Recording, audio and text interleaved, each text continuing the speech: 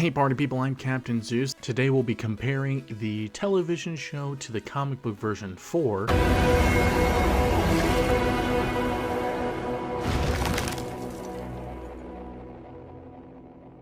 I'm also just going to go over my general opinions of the show as well and some minor critiques. So let me know in the comments below what you guys think about the series and its comic book counterpart, as well as this new comparison type of videos that I'm doing. Like and subscribe for more content like this. And as well as the other Invincible seasons like the first season and Adam Eve that will be coming out soon. Now this video is going to go over season 2 part 1 that has just finished up with the mid-season finale not too long ago. Now to start off, in episode 1, it starts off with Angstrom Levy and his story, which doesn't happen for quite a bit in the comics. Granted, they're trying to condense the storylines together and not have everything spread out, as well as rearrange the events. It definitely spent a little bit more time in the alternate timeline where Mark and Omni-Man took over Earth, and I didn't mind it. It kind of foreshadowed some of the hatred Angstrom will have for Invincible. Also, Omni-Man was just a savage in that timeline. Someday, you too will die. Sure. But you should have died at birth. I'm not sure how I feel about the design choice of Angstrom after the incident in episode 1. It's his brain that's popping out of his body. In the comics, you can tell because it's pink, but in the show, it seems to be under the skin. It's kind of also popping out just a little bit, but I'm not too sure. Oh, and Duplicate's brother, Paul, being teased in that episode, awesome. I think Donald learning that he's an android now is a really nice touch, considering that in the comics it was only mentioned that he slowly figured out that he was an android and lost his wife over it. Didn't have any memories of his death or anything about that situation, so it does look like they're going to be adding more into this storyline with Donald, which is going to be super interesting to see him learn about himself essentially, and maybe this causes a drift between him and Cecil. We'll have to find out. Also, they do change some major storylines, such as Mark having to marry the Queen. In the comics, it was awkward and he didn't want to do it. The assistant was in love with the Queen, so Mark and the assistant set it up so the assistant would show how strong he was and would marry the Queen and mate in front of the stadium full of citizens. Now in the show, they talk about how that specific custom that was in the comics was a barbaric custom, and they just do a straight up trial by combat, which is way less funny. And honestly, the trial by combat storyline they did was okay. I mean, it was to prove that Mark is trying to move past the Chicago incident, but honestly, it was just really cliche. Now, I did love the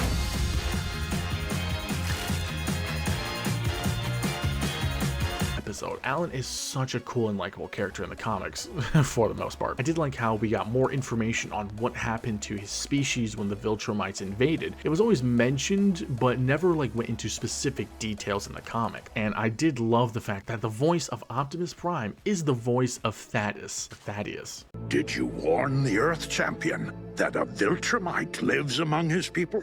I think it's interesting that they changed up the Viltrumites that attacked Alan, but man, seeing him get owned on TV still hurts. And I am not a fan of how they toned down Alan's girlfriend's sex appeal by like a lot. It's really a bummer. Like, she is like super attractive in the comics, very revealing. She actually doesn't even work for Thaddeus, and she's always wanting to bang Alan, but because of his customs, he's like against it, but he kind of wants to bang her anyways, and so they end up doing it. But she's like fully clothed and like way smaller in every aspect in the show. And the whole spouses of superheroes support group didn't happen in the comics, but I think it was a nice touch for Debbie. It gave her a healthier outlet instead of, you know, being just a straight up alcoholic right from the get-go. And I do love the fact that Monster Girl shows Rudy around to experience normal stuff. It really builds their relationship for what's to come, because in the comics, Rudy just gets the hang of things really quickly. Now, the fight on the bug planet was, honestly, it was very underwhelming. Now, the fight was way more bloody and brutal than depicted in the show. I'm not sure why they did it the way they did, but in the comics there's no female Viltrumite, and the black guy, the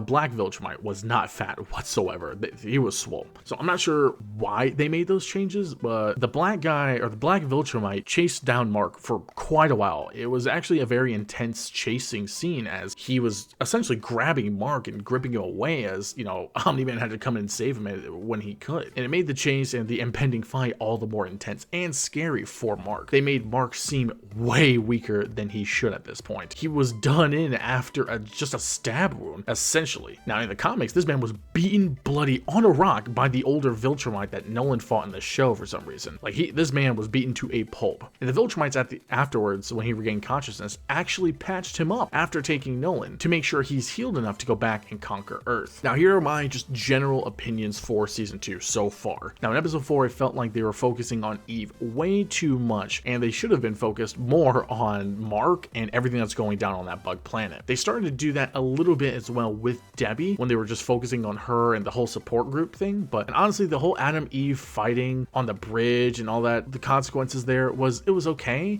but it wasn't necessary whatsoever. And I'm also not a fan of Clancy Brown voicing General Creel. He's a great voice actor, don't get me wrong, but his voice personally just does not fit the character. My name is General Krieg.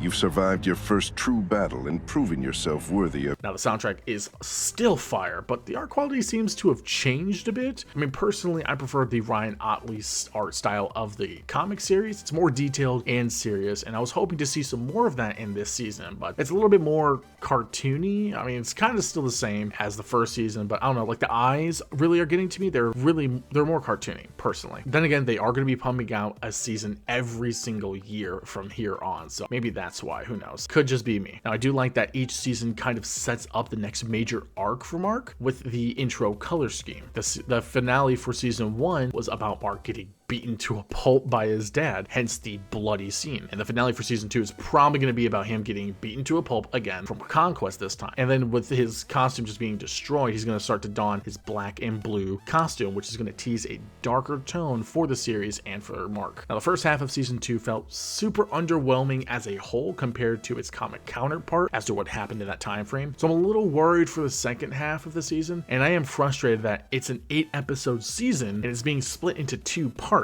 that are separated by several months. I've never been a fan of seasons being split up or being split into multiple parts. But that's my thoughts and opinions of the season, as well as my comparison from season 2 part 1 to the comic counterpart that's happened at that same time frame. What do you guys think about this? Let me know in the comments below how you guys feel about season 2 and what you're excited for the remainder of the season. I'm Captain Zeus, and I'll catch you guys later. See ya.